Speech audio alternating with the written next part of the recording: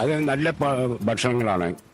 Parotta, beef, മറ്റേ എല്ലാ പലഹാരങ്ങളുണ്ട്. പിന്നെ എണ്ണക്കടികള്, പഴംപൊരി.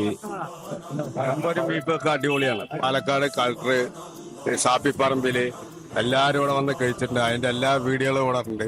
ചേട്ടനുണ്ട് ഫുഡ് ഇവിടുത്തെ? കുഴപ്പമില്ല, നന്നായിട്ടുണ്ട്, കുഴപ്പമില്ല. പഴംപൊരി, പൊറോട്ട, ബീഫ് ഒക്കെ നല്ല.